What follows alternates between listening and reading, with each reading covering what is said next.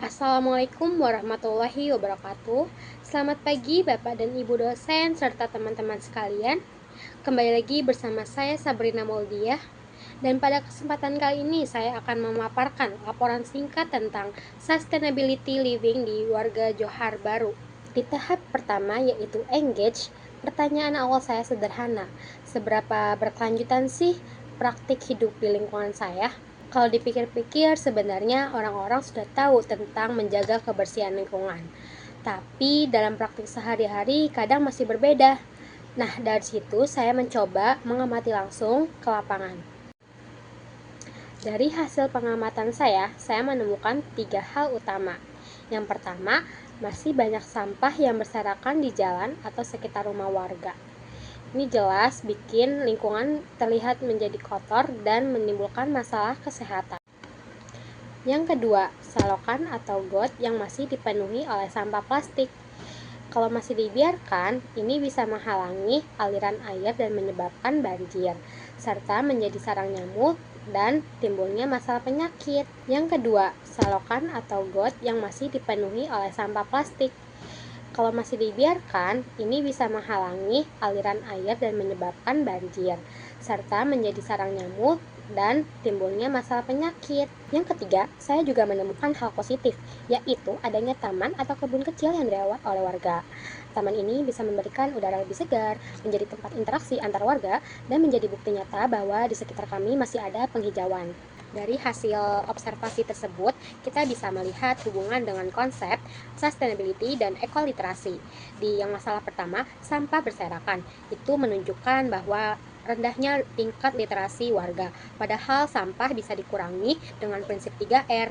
Di contoh kedua, yaitu masalah sampah yang menumpuk di got. Ini bisa menjadi masalah serius jika dibiarkan akan berdampak langsung pada warga, misalnya pencemaran air, banjiran, atau masalah kesehatan. Ini menjadi contoh nyata bahwa kurangnya praktik hidup berkelanjutan. Di contoh yang ketiga, yaitu adanya kebun atau taman di sekitar lingkungan. Ini menjadi bukti bahwa masyarakat bisa melakukan tindakan positif yang berkelanjutan. Taman ini bisa membantu mengurangi polusi udara, menyerap air hujan, dan memperkuat interaksi sosial. Jika dikaitkan dengan pendidikan sepanjang hayat, maka kita perlu belajar bahwa menjaga lingkungan bukan hanya sekali waktu, tetapi dilakukan sepanjang hidup. Masyarakat perlu berkembang, beradaptasi, dan mengembangkan kebiasaan baik dari hari ke hari. Dengan begitu, praktik keberlanjutan dapat diwariskan dari generasi ke generasi selanjutnya. Selanjutnya, saya akan mengaitkan pengamatan saya dengan kerangka positive education. Yang pertama yaitu positive emotion. Kalau lingkungan kita bersih dan hijau, kita akan merasa lebih senang dan nyaman. Yang kedua yaitu engagement. Saat warga ikut terlibat dalam kegiatan kerja bakti atau menanam pohon, warga merasa lebih terhubung dan ikut merasa memiliki peran. Selanjutnya, relationship. Kegiatan lingkungan bisa mempererat hubungan antar warga karena bisa bekerja sama dan meraih tujuan bersama.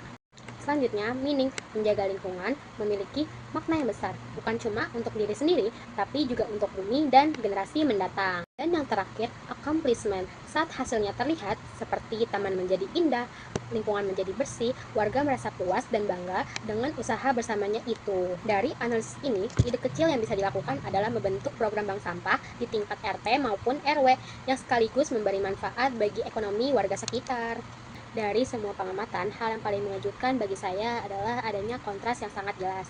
Di satu sisi adanya masalah sampah yang sangat serius, di sisi lain adanya upaya warga seperti taman atau kebun yang bisa menunjukkan atau membuktikan bahwa masyarakat mampu melakukan aksi keberlanjutan. Proses belajar ini mengubah cara pandang saya. Dulu saya berpikir sustainability living itu adalah konsep besar yang sulit diterapkan.